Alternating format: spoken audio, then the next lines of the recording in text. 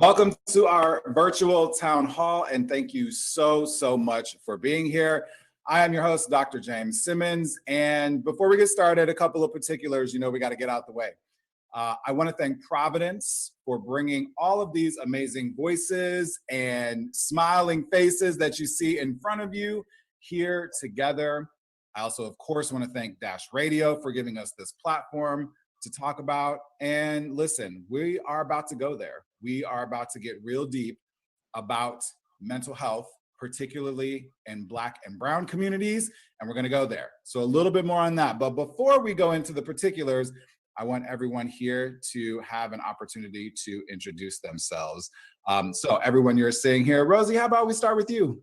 Hi, my name's Rosa Mercado, and I'm an author, a podcast host, and just a Latina living life, and just have gone through so many experiences. Excited to be able to share and talk about so many things today. So I'm thankful to be here. Awesome. All right, Joe, you're up. My name is Joe Savage, and I'm Samoan American, and I'm with Island Block Radio. Excellent. Very good. You're Najaha. Yes, my name is Yonaja Lone Wolf. I am a proud Ogallala Lakota Native American and a Black woman, and a national community organizer and activist, and also a part of Indigenous Peoples Movement. Very good. Nina Chantel. Hey. Well, I'm Nina Chantel. I am a radio and television personality. And I've been doing this for quite some time. So currently I am in San Francisco Bay Area on a station called Star 101.3, also in Los Angeles on 104.3 My FM, in Chicago on 103.5 Kiss FM, and just iHeartRadio nationwide, because then we're going to take our time. But I am very honored to be on a panel with such talented, beautiful people. So thank you to you too, Dr. James. I've seen your work. You know what you're doing. Thank you very much, Nina. I got a little funny story about Nina coming up. Uh-oh. And I know, y'all stay tuned for that. And Dr. Vanessa, say hi. Hey everyone, I'm Vanessa Casillas. I'm a licensed psychologist by training, a proud Mexican woman, and excited to be here to help represent Providence. Excellent. Very good. All right. So now you know who's in the room. We're going to have an opportunity to talk a little bit more about each one of us, and everyone you see is going to be sharing their stories, including me, maybe a little bit, by the way, which I suppose I said I'm Dr. James Simmons, but I am Dr. James Simmons. I'm a nurse practitioner by training. I also am a host. I do a lot of guest medical expert work on TV, radio, podcasts, et cetera, et cetera. And I currently am working on the front lines of COVID. And it's intense. And I know that will come up for sure in our mental health conversation as well. I've been a mental health advocate for a very, very long time after losing a family member to suicide early on in life, and having some other family who really, really grapple with mental health every day. And I am biracial. I am Black and white. And though I have no official legal tribal affiliation, family tells me there's a lot of tribal blood there. So I'm here to represent the Black and brown folks and the queer folks as well. So before we get started, for everybody watching, I kind of want to level set a little bit about why we're here and what we're talking about. And to bring us all into the same space, actually, I'm a really big fan of doing this. I want everyone watching, everyone listening, everyone in the room, I want everyone to just take a moment. We're going to breathe together. We're just going to all come together in the same place. So exhale all the breath out of your mouth. Big inhale in through your nose. Big one out through your mouth. One more of those. In through your nose. And out through your mouth.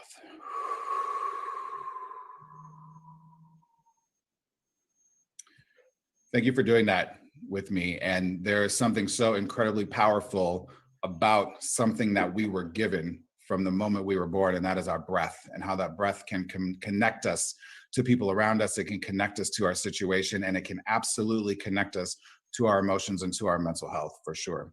Amen. So, all right, let's not trip.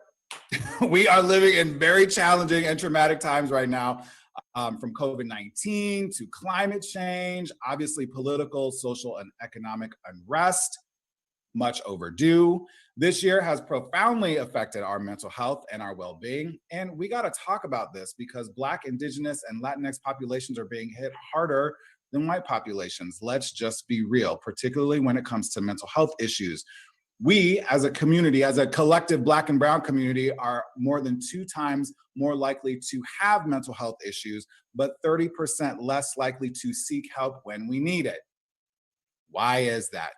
Multifactorial. My partner hates that word, but I love it because there are a lot of issues to it, like access to mental health can be expensive. for individuals who may not have insurance. There might not be available spaces where there are mental health providers who are Black and Brown in communities where Black and Brown people live. And the research is very, very clear. We get better health from people who have our shared experience, and that includes on racial boundaries.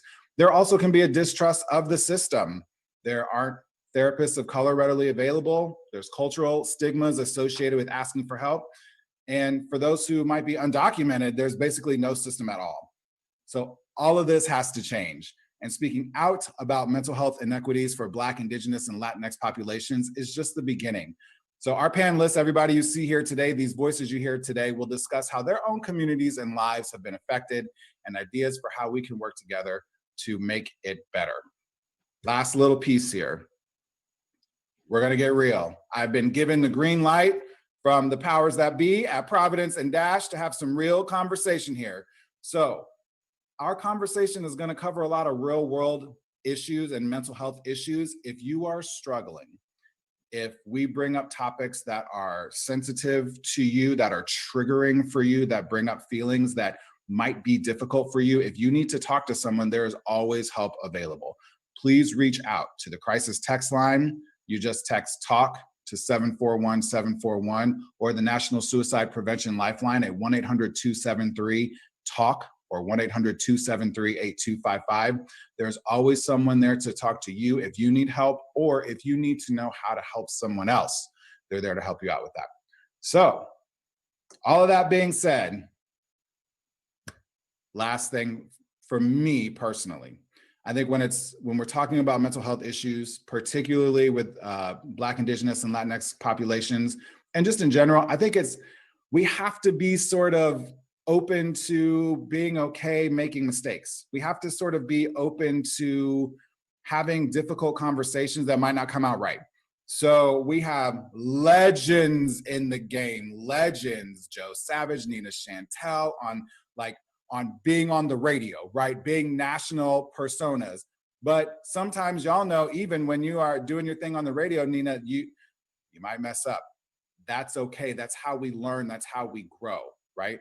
So this is why there's a cross-sectional representation of everyone here. So I might say Black and Brown populations, but please don't get it twisted. I'm not lumping us all together. The mental health, struggles that Joe is going to talk about with his community are categorically different than to mental health issues that may be affecting me as a Black man from the hood who identifies as queer, right? Those things can be very, very different. So I just want to make sure that we all have open space to talk freely and to correct ourselves and to correct each other if we need to, if we make mistakes, but that it's also okay to make those mistakes because this is how we learn and grow. So Rosie, since you came in here with this good lighting and making all the rest of us look bad, I'm gonna kind of start picking on you. And again, this doesn't have to be back to me every time. Yes, I'm the host, yes, I'm the moderator, but I want everyone to be able to jump in. This is a conversation, all right? So Rosie, you've shared publicly about being married at 19, having a child, and then being left to raise that child on your own. And I think that is a pretty intense place to start, like right there at 19. How was that impacting your mental health? You know what? Starting at the age of 19, you're not prepared for number one, failed relationship. You're not given a handbook on how to raise a child, and then let alone how to deal with your own emotions of being scared, not knowing what to do. And then also, the stigma that comes with, Latina women. It's like, you know what, you devote yourself to your kids and there's no time to think about things that are going wrong. There's no time, like you're like in it, like you need to be strong and just go at it. And there was like a sense of shame of being able to say, look, I feel depressed, or because number one, if I were to say that I felt depressed back then, it was, what's wrong with you? Or if, I failed at a relationship, just to talk about the failure of a relationship and being a single mom at that age, if I say that something happened, what did you do to cause it? Number one. And then number two, what's wrong with you? Nobody's going to love me or look at me the same way. There's something broken about me. So I think really being able to learn from that experience, what I learned is, number one, I need to check in with myself to how am I feeling? How do I feel towards a certain moment in my life? Is that something that's holding me back? And then number two, if you need help, it's okay to ask for help. It doesn't make you any less worthy, less lovable. It doesn't mean that there's something wrong with you. And you know what? I think that we're so fearful of what other people's perceptions are of us that we close ourselves off, but yet there's something that's going on within us that eventually will explode, and it'll come out in different ways. And I think that's one of the reasons that I was so motivated to just be authentic and just look, this is who I am.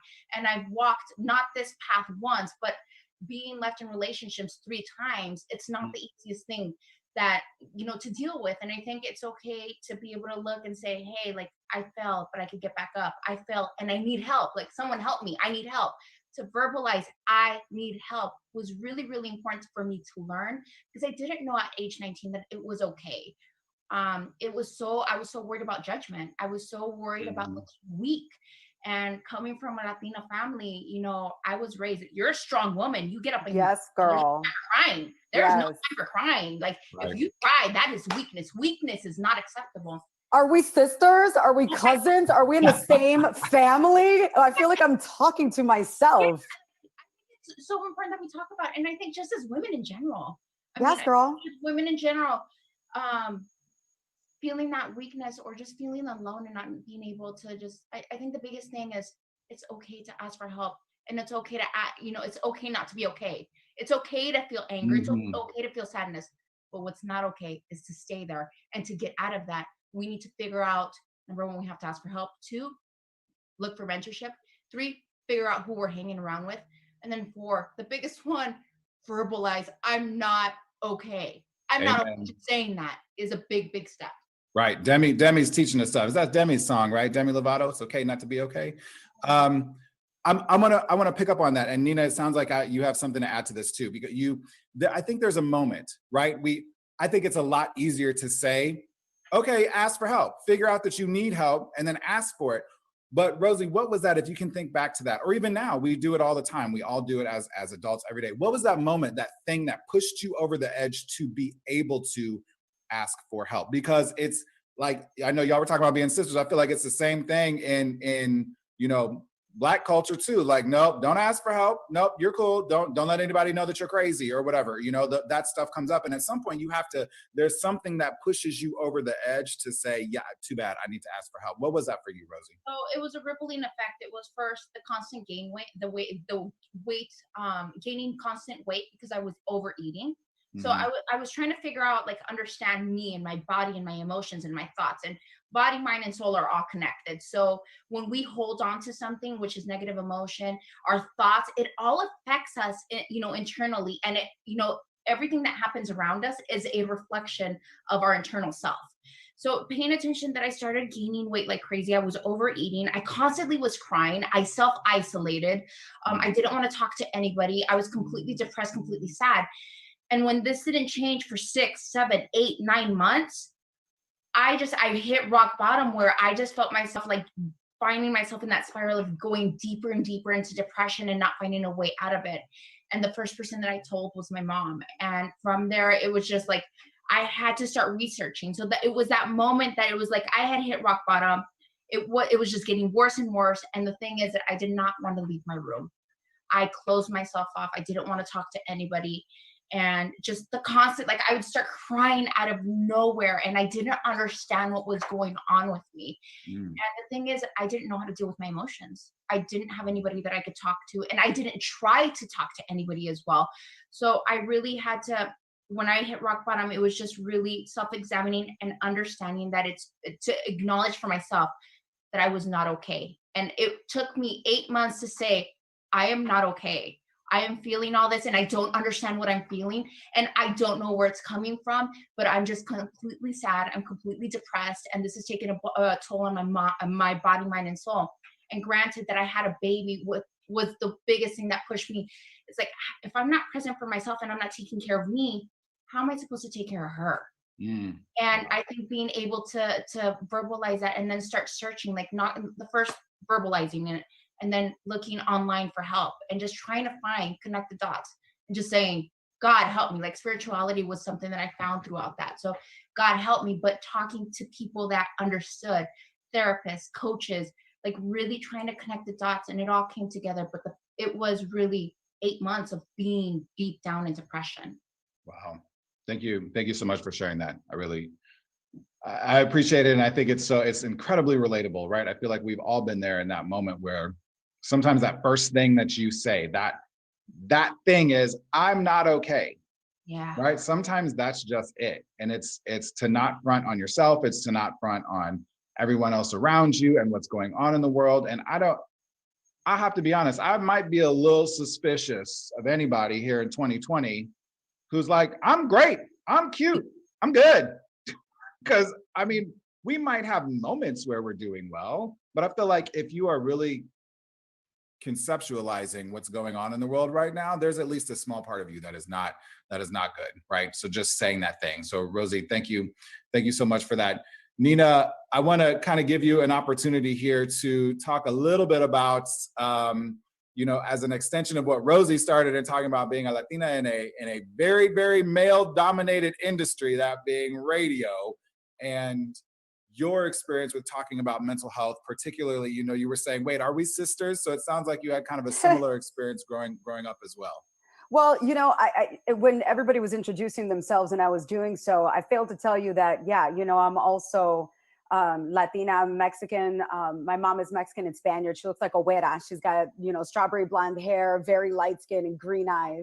And yeah, and then my dad, he's Mexican and Italian, so I look like my dad, but my mom's from Durango, Santiago Papasquero, and anybody that knows, it's like, they call it, que somos alacranas, we're scorpions, so, we're fierce, we're strong, and my mom, believe me, has that attitude, and so I get it from my mama, the outspoken, blunt part, Mm-hmm. And then my dad's side, he's from Guanajuato, and so I grew up around, like, going for summers to actual Mexico, and I'm not talking like vacation Mexico, your little Cabo and Cozumel. I'm talking like we would have to go. You have to pay money where the water goes out for after like 10 minutes, and you and your sister better hurry up and share that water. It's like the real stuff, right? My grandfather having a rancho and whatnot. So when I tell you I'm Mexican, I'm like super Mexican. People don't get that. People always say you sound like you're Puerto Rican from New York, but I'm like Mexican from the south side of Chicago. Now, that being said, anybody who's really into their heritage, like I said, like Rosie and I were talking, well, when she was talking about it and I was relating to her, you are raised to like, hey, suck it up and keep it moving. Like, we don't have time for that. Like, hey, somebody's making the tortillas. Your great grandmother's back there and she's 95 years old and she's making tortillas. You're not about to sit here and go play. And what are you crying about? Yeah, that was your goat that we just murdered. And we told you that you're eating a goat right now. That's your friend Chivito. But get over it. Did you ever hear growing up, I'll give you something to cry about? Yes, my mom used to pinch the bottom of my arm right here on the little fat. She'd be like, do you want to cry? You want me to give you something to cry about? Or quieres ir al baño? You want to go to the bathroom? And hey, no shade on my mom because she made me the strong woman I am today. So I'm proud of how I was raised because it wouldn't have made me the woman that I am today. But that being said, this is why I do understand when listeners, would talk to me about their issues, or I'm able to speak on these things because of growing up on the south side of Chicago. You know what? We didn't have much, but my family didn't make me feel like we didn't. I was, I learned to be humble through growing up. You're humble because you didn't have much. And I feel that the Lord has given me a talent, the power of the microphone, to be able to spread positivity and life lessons to others and relate. And that being said, that's why I was saying with Rosie, I get it. I know what you're talking about because I couldn't imagine being 19 years old and having a child. And I'm sure that you do feel like it's a failed thing because you were supposed to be the one that went to school. You were supposed to be the one who, got married and followed through the right way. But now that you're doing this, you better succeed. And that's the way that they look at it. And, I turned out like almost like the black sheep of the family for a while because I'm not married. And honestly, I do not care to be. I'm not in a relationship. And guess what? I am happily single and I have no drama. And I've never lived with a man in my life. And no, there's nothing wrong with me at my age because people are like, what's wrong with her? There's nothing wrong with me. And there's nothing wrong with you if you're single at a certain age, and you're living your best life by yourself. It's okay to be going to bed alone and waking up alone and having the raccoon eye because you didn't take off your eye makeup and nobody's going to have to look at you. And I don't want children. And yes, I'm Mexican. And guess what? I'm tired of the family saying, pero tus primas y tus primos ya tienen niños, that they've already got kids and they're married and you're the last one. I'm like, dude, Do you not realize that we all took different paths in our world?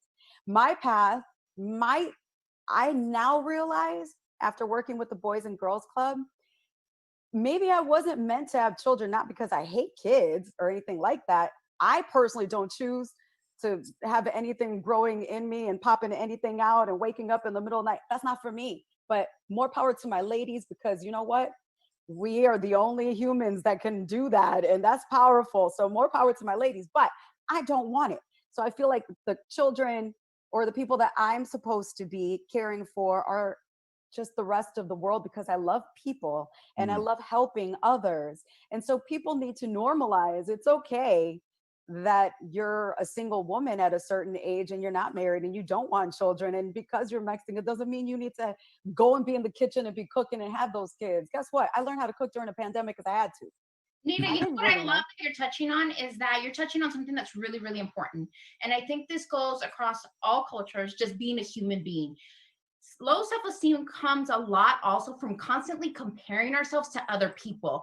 And I think we just need to understand there's a season for everything. We all live different lives. We all have different choices. And just because we have different choices, different opinions, different points of view, doesn't make us bad. It just makes us different. And that's what's unique about us. So I think being able to celebrate our own uniqueness, that, you know, you don't want to be in a relationship. You know, there's a lot of people that don't want to be in a relationship. Congratulations. Stop comparing you to other people. That is the life that you've chosen, and you're celebrating and you're living in it. That's wonderful.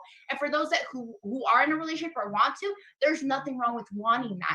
So I think just it's being able to have the courage of saying, I'm different. It's okay. This is who I am. I love you for who you are, but I also love me for the relationship that I have with myself and my own authentic truth. Yes, girl. High five through the Zoom. But through the Zoom. You know, there's something I think you really touched on, Nina, that I think is really incredible, and I think it's a perfect segue to your Najaha about taking care of. It might not be about taking care of, whether with you have that instinct, that paternal, maternal instinct, whatever it is, to take care of something that doesn't necessarily always translate to your own children. And I know Najaha, you have a lot of passion around taking care of your community and the unique, particularly mental health issues that are present for your individual communities, First Nation, Native Americans, and your tribal communities within that. So I wonder, you know, for those watching and listening, might not understand what some of those unique mental health issues are. So can you talk a little bit about that, and a little bit how, you seem to have a lot of passion around taking care of your community and advocate. Yeah, my late mother, Juanetta Lone Wolf, who is from Pine Ridge, South Dakota, she passed away of lung cancer in 2003, and she was the one that raised me. And she did such an amazing job to just make sure that I know my Native side, but also my Black side. And, she couldn't teach me how to be a Black woman, but she could teach me how to be a woman and also how to be an Indigenous woman. And then she also taught me, she also kept a great amount of Black women around me. So I was around a very healing type of space. My mother was a counselor for drug and alcohol abuse prevention, substance abuse, and it was called Native Connections. It's in Phoenix, Arizona. And so she also helped a lot of young people get out of gangs. The mental health situation, especially within Native American communities and on reservations, it's very, very depressing. But let's look at it like this. I imagine when we watch television, right, we don't see any Native American representation. So imagine these 5-year-olds, these 6-year-olds, these preteens, these teenagers, even adults. They don't see themselves. So we are really back in the 1950s in regards to representation. We're fighting what you saw in Standing Rock, North Dakota. It was a fight of our existence. During the Civil Rights Movement, it was a fight of resistance. But we are fighting for our existence to show that 7 million of us are here. 7 million Native Americans are here. The only time a lot of people want to talk about Native Americans is during the time of so-called Christopher Columbus Day, which is so many states are now saying it's Indigenous Peoples Day. Halloween, people want to dress up as chiefs and Pocahontas and all of that. So we have this, not your costume, we are not a costume. And then you have Thanksgiving, the National Day of Mourning, where people are celebrating so many Native Americans that were murdered in Massachusetts. So that's the only time that you would see representation. It was crazy. I was talking to my friend, and I was all like, growing up in the 80s and the 90s, some of us did wear Chief Wahoo. Some of us did wear Braves. Because it was the only representation, even though we knew how racist it was, even though we knew this is not who we are. It wasn't until the early 2000s that we just started seeing Native Americans coming up with their own, like making it more urban and, like insurgents, there's so many great brands out there that are now like, it's by us and it's for us, and this is who we are. So when you talk about mental health, that is like really the root. Imagine living in a country that was stolen from you. That's generational trauma.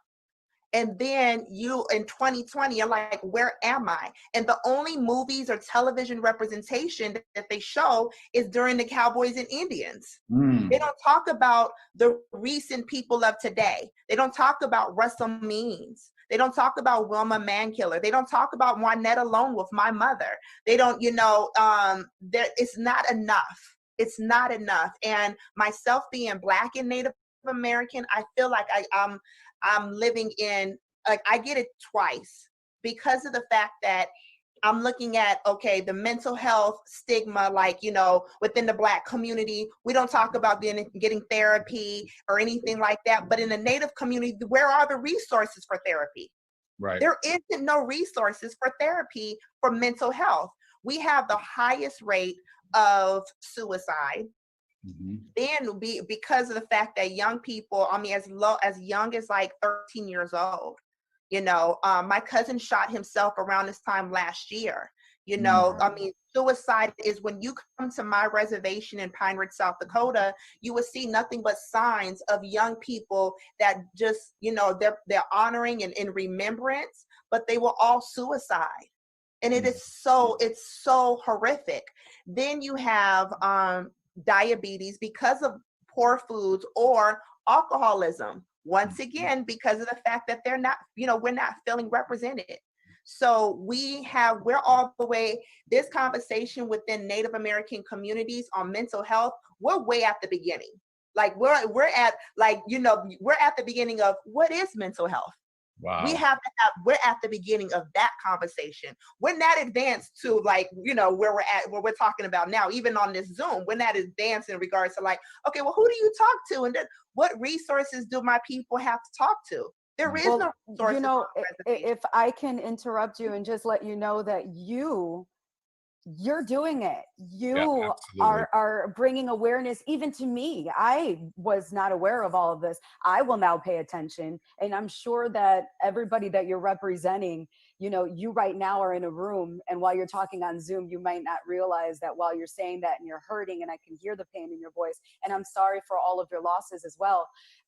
You need to know that your mother did a great job because she taught you, and you are putting that word out there. You're the voice. So congratulations, because you're bringing awareness. And I'm sure that you're going to be remembered by being the person who brought awareness. And I am here to let you know, and we'll talk later after Zoom, but if you need any support, I would love to help you. Thank you so much. I would say that, we have over 500 Native American tribes in the United States. That means that's 500 different representation, 500 different regalia, languages, culture, 500. And I would say it's, I've been on major platforms like the Breakfast Club, Hot 97, talking about Indigenous Peoples Day, talking about this is who we are. But there has to be more of us. And I'm always pulling in more. Like I said, we're back from the 50s when Dr. King was like, all right, Jesse, come on, Sharpton. Now there's so many in every single city, so we're really at the beginning. I want to give a shout out to, Taboo from Black Eyed Peas. I invited him to come up to Standing Rock, and he too is, Mexican, and I forgot his tribal affiliation. but he's really helping me, like myself and other people, like, let's bring more Native American representation in the forefront, so we can provide resources of mental health and drug and alcohol prevention. So we're getting there, but like I said, we are really at the beginning of this fight for existence. And I cannot echo enough what Nina said in terms of Yonajaha, whatever resources that we can provide you, Providence, Dash, those of us who are sitting here, we all have platforms, we all have voices, we all, whatever, I think it's important because, and I again, I was given the green light to go here, so I'm gonna go here. No one is gonna do this for us but us, right? Because that's right. They not doing it for us already.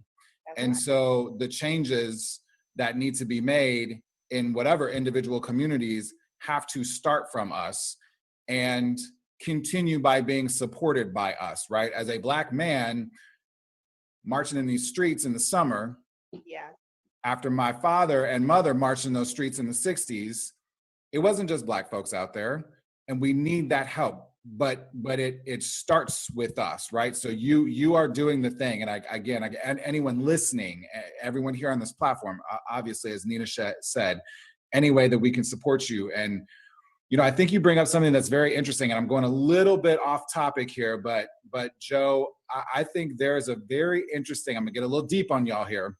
I think there is a very, very interesting connection between imperialism and mental health in Black, Brown, Indigenous, island, Native communities and do y'all understand what I mean by imperialism, right? So white folks come in and take over your land, and that at some point in time, or take you from your land, and at some point in time, that has happened to all of us in our ancestry sitting here. And I think there is a really interesting connection between maybe the challenges faced by First Nations Indigenous American communities that Yonajaha just finished talking about, and what your particular community, Joe, might be facing as well in terms of historical precedent with mental health. Does that connection make sense? I took y'all on a little bit of journey here. I hope you're with me here. Hey, you said you were going to go there, so you went there. Go ahead. I went there. Hey, Doc, you're doing your homework, but definitely there definitely is a connection. Being Samoan American, I'm first generation, so my parents actually came here from American Samoa and Samoa, right?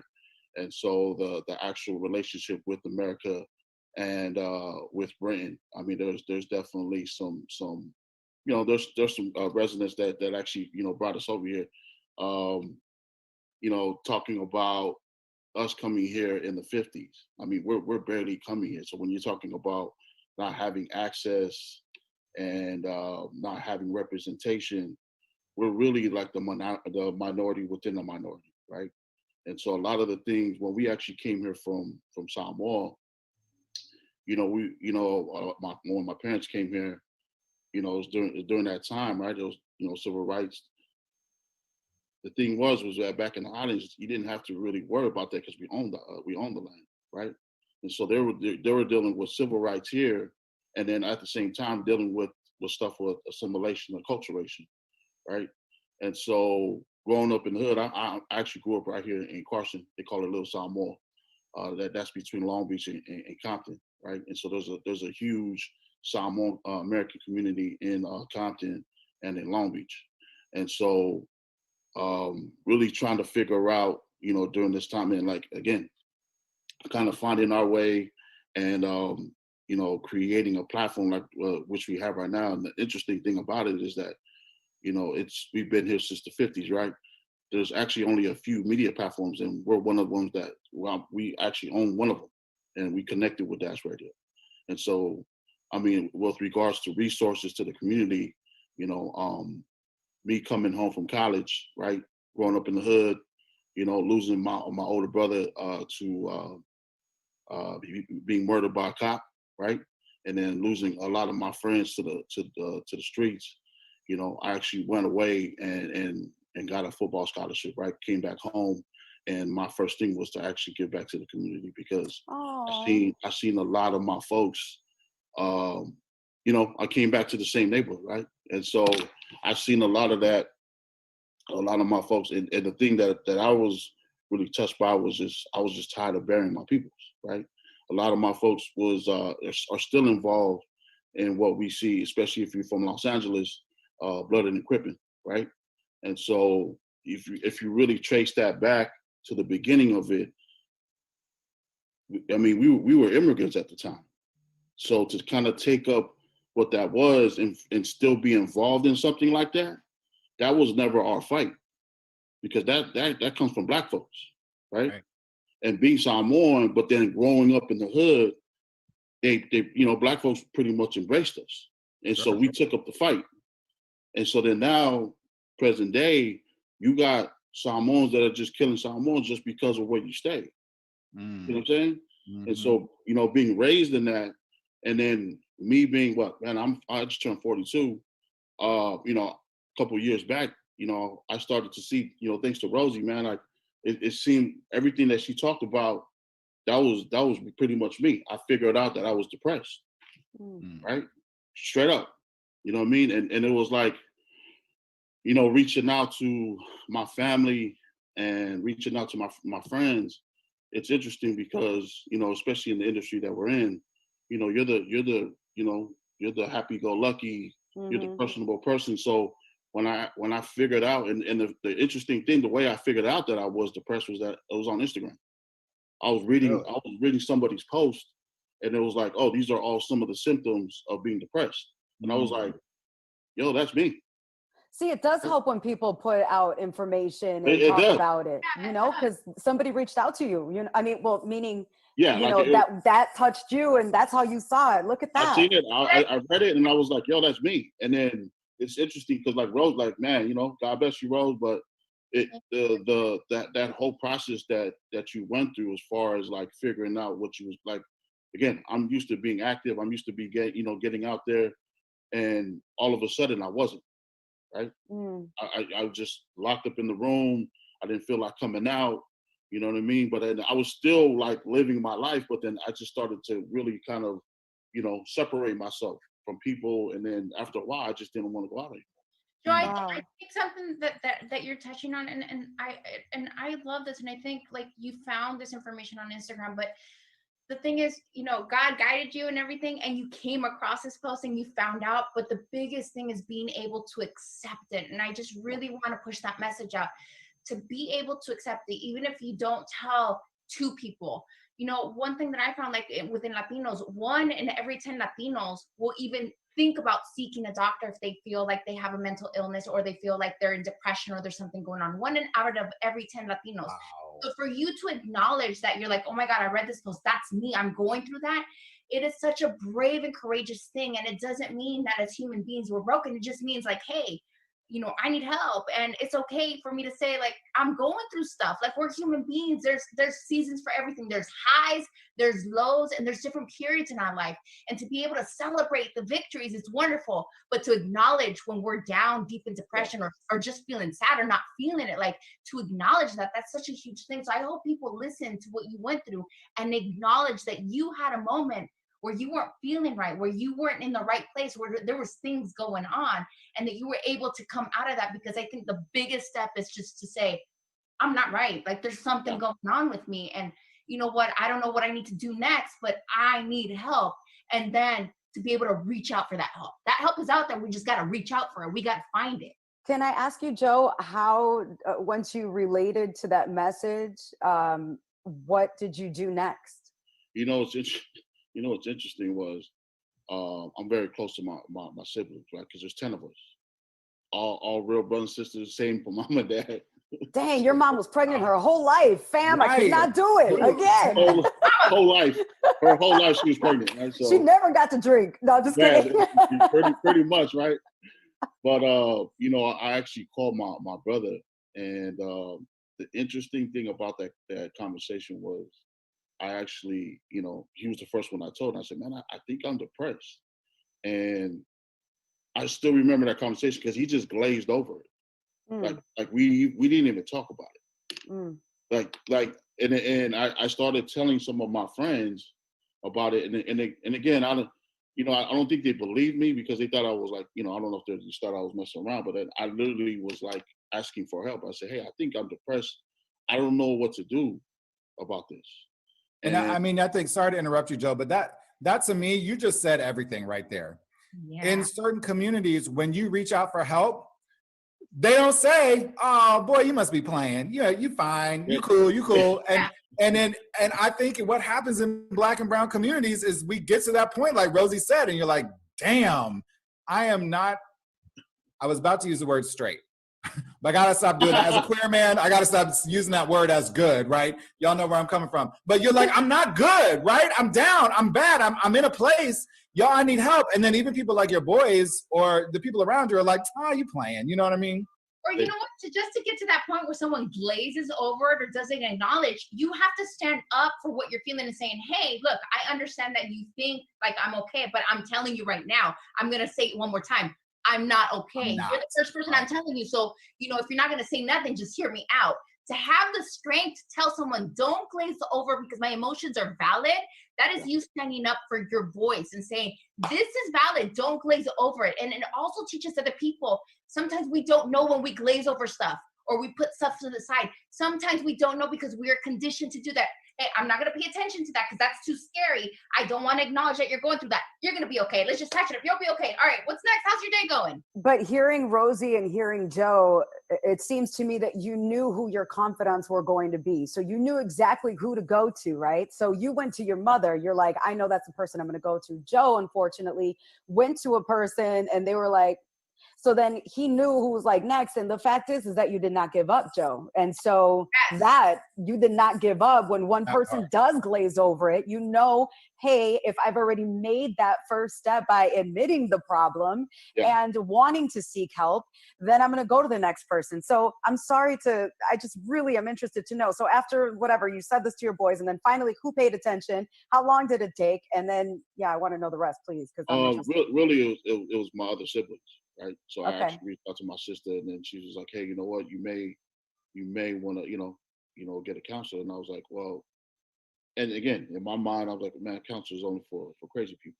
Right. And nobody in my family, nobody in my community, they don't even have resources like that for Pacific Islanders. How did you find one? You know could be what? talking to somebody right now. That's all I'm at. That's why I'm asking those questions. Absolutely. No. I mean, really, it was actually a good friend of mine that works for a nonprofit organization that actually service, you know, I actually called them because they still work there. And I was like, hey, you know what, are there any like counseling services or free or like, you know, for Pacific Islanders? Like, well, there's some for Asian Pacific Islanders. And so for those that don't know, because again, we're a minority within a minority. And for a long time, we've been clumped in with Asians, right? And so a lot of times when they distribute like resources, we end up getting clumped in, and so it doesn't look as bad because, you know, when you look at the greater Asian community, you know, they're doing fairly well as opposed to Pacific Islanders that, you know, that don't get those. It doesn't trickle down to it basically, and so I actually went to the organization and I've actually been seeing a therapist for the past year. Oh, wow. Congratulations! That is amazing, Joe. Right? Congratulations! Thank you for sharing with us. And I mean, you're making my segue for me, Joe. Dr. Casillas, this is you, right? Cue Vanessa, right? So when we talk about, I mean, Nina took us there, right? Like, when we're talking, someone is listening right now who is in the place where Joe was, or was in the place where Rosie talked about being, or where any of us have been. And they're like, but there are no, I'm brown, I'm queer, I'm both, I'm all of these, whatever, hyphens. Where are my resources? What do I do? Like, as the mental health professional on this Zoom right now, like what's the next steps? What do you do? Yeah, I mean, first and foremost, I want to commend you, Joe, for asking for exactly what you wanted in a therapist. Because we are all entitled to do that. We are all entitled to meet with someone, to be able to talk to someone who has our shared experiences, who understands where we're coming from. So I commend you for that, because I think that's huge. I think some people, it's hard enough to seek the services, and then to ask for exactly what you want or who you want to see can be challenging. I mean, I think the reality of the situation is talking to someone, letting someone know that you aren't okay and that you are interested in support. I think putting words to that in and of itself is so incredibly powerful. I think suffering in silence is just, it adds to the weight of whatever we're dealing with in the first place. I encourage people at this point, the majority of mental health services, behavioral health services in a lot of organizations are offered in medical settings, in addition to clinicians who are in private practice in the community. So what I would say is lean into whoever you have the relationship with and the rapport with to feel like you can be honest. And if you say, well, I don't want to talk to my medical doctor about that because that's not really what he or she or they do, I would challenge you on that. You know, anyone who you're connecting with, who you care about, who you know cares about you, feel free to speak up, because I think whole health is gaining so much focus for us these days. So talking to someone, asking for help, you know, I think it can be helpful, obviously, to talk to people in our social support network, but for some people, talking to a professional is going to be key. There are culturally specific resources in most communities. I want to be honest, though, too, that while they do exist in small pockets, we also have a huge shortage of them across the country. 85% of behavioral health clinicians identify as white. So when you think about that compared to what our actual population looks like, more than 50% of us are brown or black. Yes. Those numbers don't add up. They don't add up, and it's problematic, and I think it's stigmatizing and can be a barrier to seeking care when we need it. While it's problematic, I hope that most people don't let that stand in the way of trying to access services and treatment and support when they do need it. Because I think even though there is something super powerful about a shared experience, I do think as mental health clinicians, behavioral health clinicians, it is absolutely our goal to be culturally competent, be able to provide culturally sensitive and inclusive treatment to people. So it's an issue. We need to deal with it. Graduate programs need to deal with it. We need to start early, even before graduate programs. We need to, you know, let people know that this is a field that exists. You know, how we feel physically impacts the way we feel emotionally, and vice versa. And this is important. You know, our emotional well-being is just as important as our physical well-being. And Yes, they are so connected, like you said. There isn't. I think that's if people get anything from being the medical provider here. Yeah. I think if people take anything away from this conversation, it's that those two things go together, and they are not. Am I saying inseparable or separable? You cannot separate. Yeah. Your mental and physical health. You can't. It's impossible to. They go along with each other, and so. You know, for those people who do have the access and the resources to reach out to mental health professionals, I think if COVID has done anything, if there's a silver lining for this, it's gotten people really much more comfortable seeking care electronically. Yes. And so you don't have to physically go somewhere to get really fantastic, you know, healthcare. And I know, you know, Providence had something on the fold of a 500% increase in their medically related video visitations in a month, in the first month of the pandemic. I know that has increased since then. But I kind of want to back up just a little bit, because I think that there is something that can be really scary about reaching out to a counselor, right? Joe, first time reaching out was to a loved one. Then it was ultimately like someone was like, oh, maybe you need counseling, you need to reach out. And I kind of want to just, if we can circle back and think about, so we've clearly identified mental health issues in Black and Brown communities are different. And there is lack of representation, and there are sort of nuances that go into how we address this as communities. But what can we do, and what can others do who are listening, who, whether they have a platform or not, or you know, everyone's got a big voice. What can we do in our individual communities to start to change that conversation? And Naja, you brought up a lot of it earlier, but I feel like you were talking about this conversation is back in the 50s, you know, for your community. What are some things that we can do now that we're talking about this in the open to sort of bring everybody forward and make mental health so topical, so important, so that people get it, right? That the first response to when someone like Joe reaches out, it's like, oh no, man, you cool. You know, how do we do that? How do we start to change that? So I've been on the front line fighting against police brutality, environmental injustices from Flint, Standing Rock, Baltimore. I live in Atlanta, Georgia, just on the front lines of a lot of fights. And it could really put a toll on you when you are in the midst of talking to families that have lost their loved ones to police brutality. Especially within the Native and Black and Brown communities, you know, which is the capacity that I work in. And we had COVID, we're dealing with COVID. Then the day that I organized a solidarity rally march for George Floyd in Atlanta, Georgia at the CNN building, that morning I found out that I have lung cancer. And I was in a tough position where I was like, oh my God. And then I have to go meet over 30,000 people at the CNN building of an event, of a march that I just organized in less than 24 hours.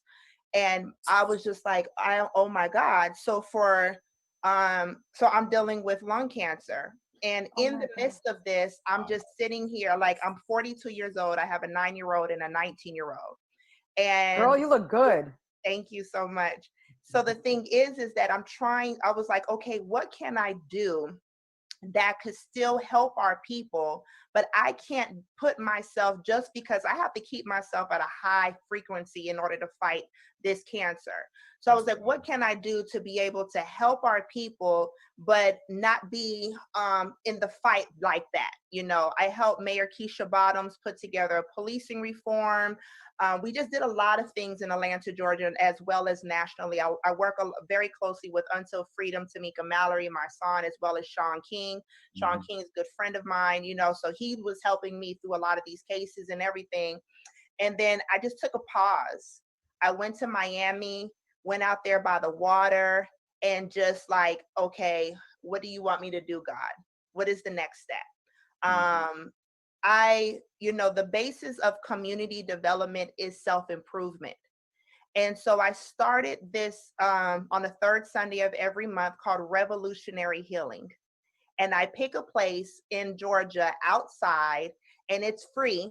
And I provide resources of mental health therapists, yoga, meditation, fitness, financial literacy, vegan, agriculture, like whatever anyone can do. Come on now, come on, I'm loving all of this. And I felt like we need to be, because I felt like in the movement, we talk about it. We say, go get mental health, go get a therapist. But I felt like what we were missing is providing the space, an adult space, like a cool, fun space where everyone could come and meet and get therapy. And so we started it in September on the third Sunday. We've had them franchise boys come. Love it. We've had yogis, we've had reality stars, but no one knows who's going to be there. That's the thing. The flyer is very simple. It just says Revolutionary Healing. That's it. I didn't want people to come because of who's going to be there and what's going to happen. I wanted people to come organically and say, I need healing. I need healing. And children are welcome. So we just had ours for November, and we had it on a Black farm, over 30 horses that were basically rescue horses that this guy trained, and we went horseback riding. Oh, that's horses nice. have so much great medicine, you know. We had capoeira. It was just really amazing. That I'm taking a break for December, but we're gonna have another one the next January 17th in Georgia. And so just providing, and we don't pay our presenters. It's just like, if you feel like you want to provide an hour of your time and to help our people, then let's do that, you know. And so I love it because it's an avenue for a certain demographic of people that are not able to, to get these resources, like what Joe was saying. And, so we're giving the resources to the people in a dope way. And we have like hip hop performers and everything. And then we also built, my spiritual brother, he came down from Oklahoma and built a sweat lodge ceremony. So we now have a sweat lodge in Georgia. So we're also bringing that component as well for those that would like to come the day before, the day after revolutionary healing. I feel like there's something, now I'm like, damn, I wish I lived in Atlanta, like, right? So I could go to revolutionary healing, but. Right. Dr. Simmons, can I just follow up really fast? Absolutely, yeah. Oh, how are you doing? You said lung cancer, and then you don't have to talk about it if you don't want to, but I'm fine. But how are you? Thank you for that. I'm speaking publicly about it because I came to a certain place of, I know what I'm supposed to be doing, in regards to my healing. And it's a scary thing. Yesterday, they found cancer in my cervix as well. And so I had surgery yesterday. Oh my gosh. Yesterday they took out the tumors yesterday. And then I have over 100 cancer cells in both of my lungs. I just swam with dolphins last week. I just feel like, I saw my mother go through this, and she did it with so much strength. She did it with so much, the last place that she went to was Hawaii. Like, she was just like, and she passed December 21st, and so I believe that, we have a divine purpose, and I'm very more purpose driven. When you are faced with a life threatening, like something could, like, this is a way that you could go, you begin to, your intentions of your day, what you do, what you say, how you spend your time is more purpose and intentful, because of the fact that you don't know if tomorrow's going to be the day. You are a blessing on this earth, because you are talking to somebody today too, just like I said about Joe. I mean, somebody that may have just gotten diagnosed with anything. No, it didn't have to be cancer, anything. Yeah. And your attitude and your spirit is very helpful. As we all know, you have to be, if you can't get yourself out of your own funk, nobody else, I could talk to you until you're blue in the face, but Vanessa, Dr. Simmons, they can talk to you until they're blue in the face. But if you and your spirit and your soul and your mind, you don't get yourself out of that funk, it's not going to happen. So girl, you're a blessing. I think it's important that we have to encourage ourselves in the trauma that we're going through and the things that we're going through. Sometimes it could be something, just encourage yourself and say, I can do it. My mother used to say, I want to live. And I was like, okay, not until now, I'm like, yes, I want to live. I have a 9-year-old and a 19-year-old, and I have family and friends that are rooting for me and saying, no, it's no, they're giving me all types of scientists and every single Dr. Sebi, whatever, and, all types of stuff they're giving me. But the thing is that that's a blessing. And I think that another thing is understanding to receive love. And I think as activists or organizers or people that, like what Rosie was saying in her, in her culture, like, we as Indigenous women, we constantly are giving. And for the first time, I'm like, how do I receive love? Oh my God, that's powerful.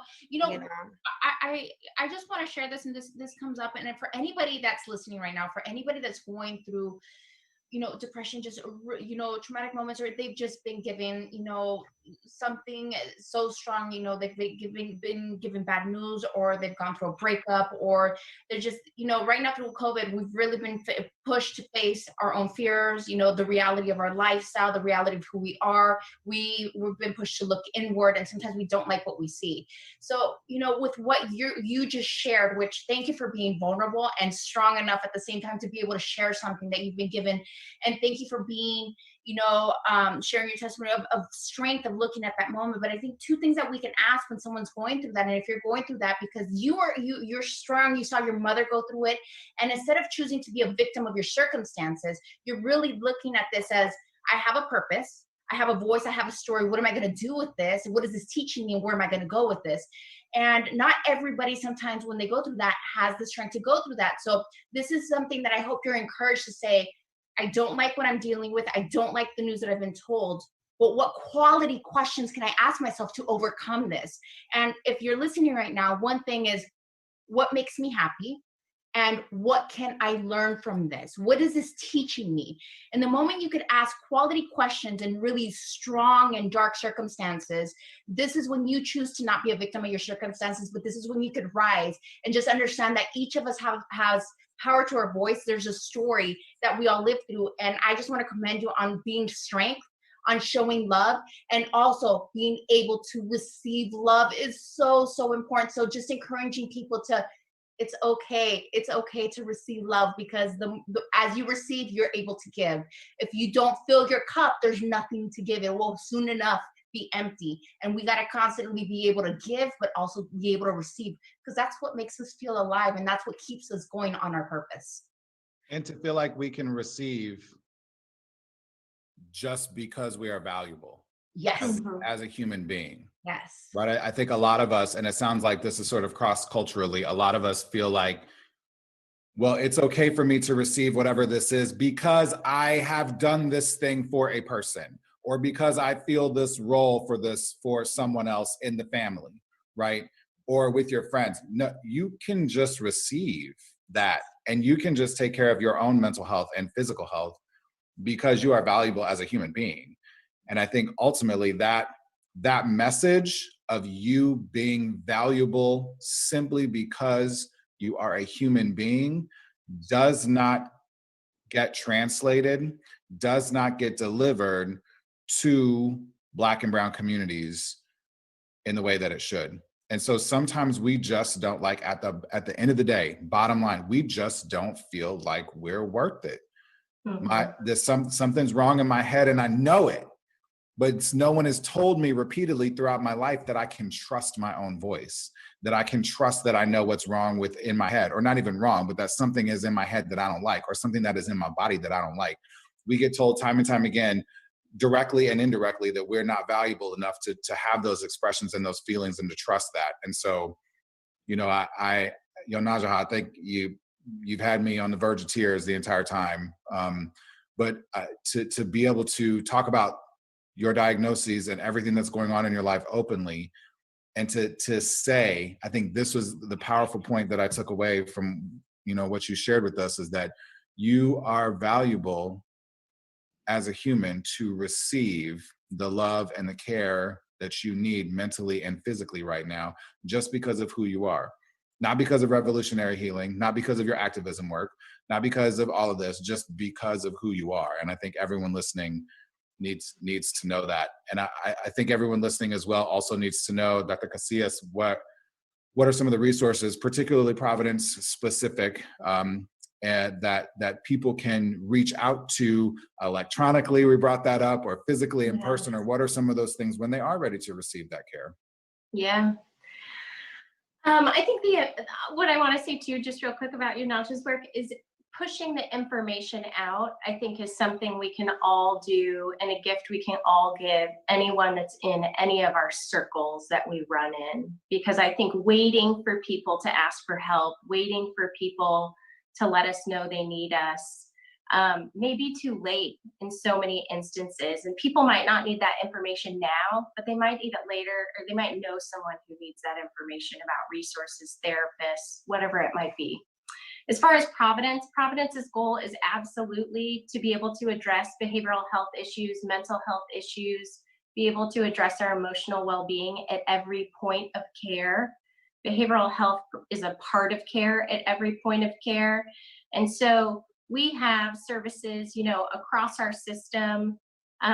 Many of our medical groups are embedding behavioral health support into our primary care clinics. So I encourage you, if you see your doctor, aren't doing well, or struggling with something, please speak up. Oftentimes those services are available in that same office that you see your primary care provider.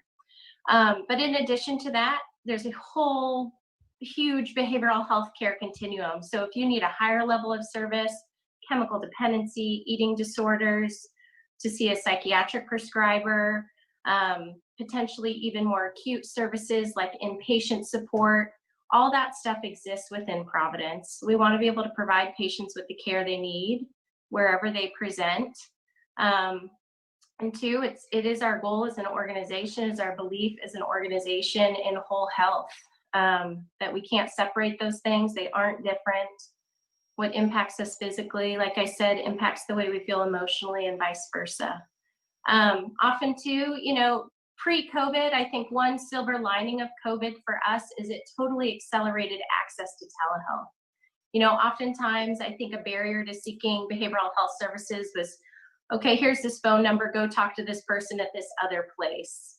And not knowing who was going to be on the other end of that phone or on the other end of that visit oftentimes stood in the way of seeking those services.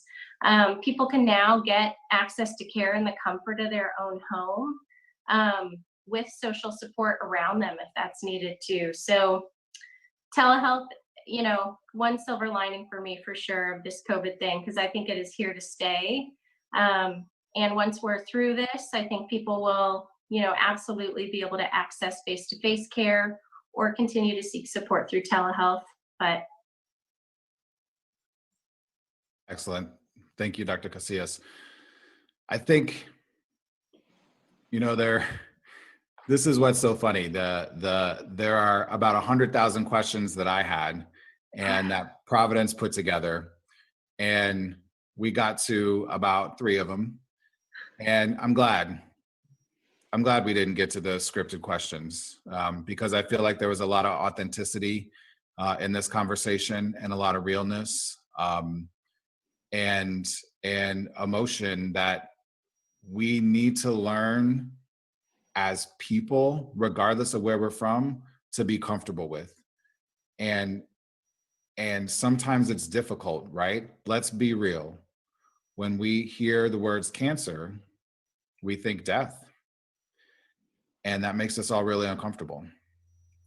And, Najaha, to be able to share that with all of us, Rosie, your experiences about getting to that place of like, something's wrong, I got to do something about this. All of those are emotions that we're often taught to ignore, right?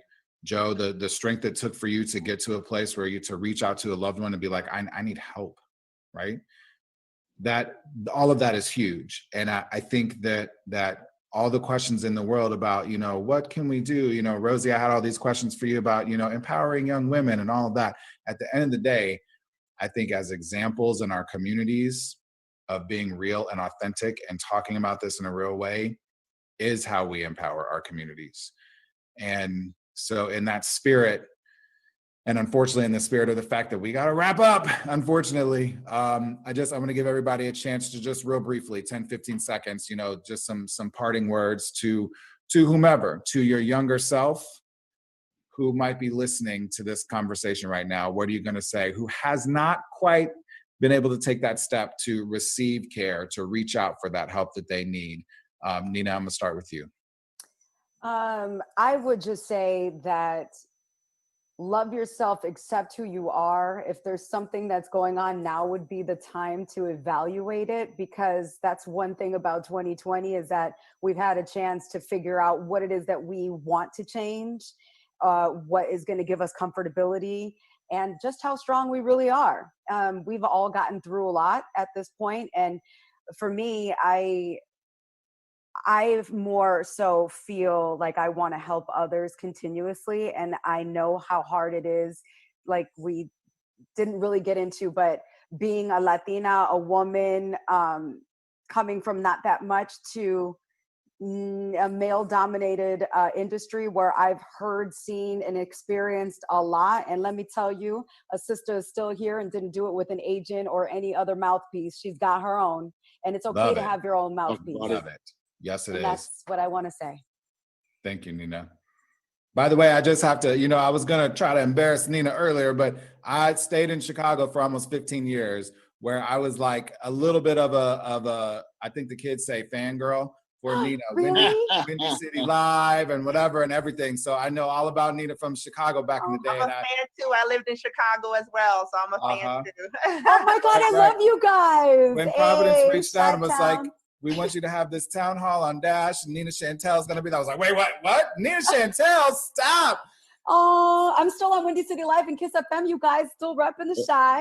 Love it. Always got to rep the Shy. Thank you for that. Of course, you've been a powerful, influential voice for us Black and brown folks for a very long time, Nina. Don't get it twisted. Thank you. You know I'm honest. Absolutely. I love it. Joe, I set this up as what would you say to your younger self, but really just, parting words. Or, I love that. I'm going to stick with that. What would you say to your younger self listening to this on Dash right now, talking about mental health? I would say to my younger self, there's a saying that my brother, rest in peace, always used, and it was get up and get some more. And so when you really feel that you're in that funk, and I don't know what people believe in, but whatever higher power that you do believe in, man, really kind of hold on to that. And when you really feel that you at that bottom, get up and get some more. I love it. I love it. Rosie? I think there's no shame in who we are as human beings. I've said it before. There's moments that we celebrate, and then there's moments where we fall down, and there's a learning lesson when we fall down. And if you have a hard time communicating and you're listening to this, you have a hard time saying, I need help. One thing that I would have, told myself when I was younger, start writing down your emotions. If you don't know what's going on and you have a hard time communicating it, grab a journal, write down what you're feeling, find a way to express yourself and just really find that place of healing. Nobody could do the work but you. So you have to start knocking on doors. You need to start writing. You need to start figuring what you're feeling, and just know that what you're feeling is valid. It's okay. And only you could create the change. You got to start working on that now. That's good advice. Excellent. I love that tangible. Write it down, man. God, that's something, isn't it?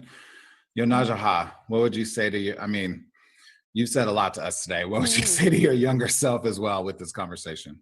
So it's just a paragraph, if you don't mind. Absolutely. But I wrote a letter to my younger self last month for my own mental health. Dear young Najaha, you are divinely created out of love. Even at times when you think you weren't, you are. Don't be so hard on yourself to be perfect. The universe will bring those around you that love your imperfections. You weren't created to be other people's standards. You are a unique jewel, a precious jewel, a squash blossoms. Friends will come and go, taking those lessons that they gave you, but don't take their departures personal. Listen to your spirit on what to stay from and what to embrace. You don't have to give all the time. Balance it by receiving as well. Stop loving difficult people. You'll be happier in the long run. Don't apologize for your self-care. You aren't the sins of your parents. Their life is your life. Their life is their life, not yours. Build your spirit of discernment. Little Najaha, you're going to be okay. Don't try to sugarcoat or rush your healing process. Slow down, reflect, repair, and rejuvenate. Save your money. Say yes to more opportunities. Not everyone is against you. Travel more, document your life more. This is a letter to my younger self, and I advise everyone that's tuning in to also write a letter to your younger self. Love it, girl. That was so good. So good. Man. Love that. That was unbelievable. And we didn't have that prepared, y'all, by the way. This was not. This is all impromptu. I was like, oh, I have a letter to my younger self. And I also want to say, Indigenous Peoples Movement, is anytime you all want to use it as your platform, please do. We have about 500,000 followers on all of our platforms. And we speak to Indigenous people from all over the world. So if you want to do a live on whatever that you all are doing, please come to Indigenous Peoples Movement or to be more involved. But I also think providing these resources on a live, on our social media platform will be great as well, especially for First Nations people. Yo, I gotta say something a toda mi gente latina que está por allá afuera. Sí se puede, no tengan miedo a lo que está allá afuera, no tengan miedo a lo que están pasando. Entréguense, busquen ayuda, sí se puede, van a estar bien, pero recuerden, el primer paso es cuidarse ustedes mismos. Así es que yo les estoy hablando a toda mi gente latina. Cuídense, ustedes lo merecen, ustedes tienen valor, tienen fuerza, tienen poder en su voz. Sí, lo que dijo ella. Eso sí. Cierto. I only understood some of the words, especially si se fuera. I was like, yes. Si se fuera. Those people too. Right. I love it. That was everything. Listen, you brought up social media. There's going to be links. Obviously this is playing on Dash Radio. It's replaying on Twitch as well. This is also going to go up on the Providence and Providence Health System platforms. I know that we're all going to share this information around as well. Nina Chantel, Joe Savage, Rosie Mercado, Dr. Vanessa Casillas, on behalf of you, Najaha Lone Wolf, everyone, y'all, please, thank you so so much for sharing yourselves and being authentic here. Thank everyone for tuning in. And please, if you have questions, comments, we want to hear them. We're going to continue this conversation. Providence has promised me that we are going to continue this conversation. This is not a one and done, because the mental health of our communities is not a one and done. So we are going to continue this conversation. And please do not forget, if you ever need help or you need to know how to help someone, there are resources at your fingertips. The crisis text line, just text TALK to 741-741, or reach out to the National Suicide Prevention Lifeline at 1-800-273-TALK, 1-800-273-8255. Thank you everyone again for being here. I really appreciate y'all. We're gonna do it again soon. Have great holidays. We'll talk to you then. Thank Thank you. you. Thank you.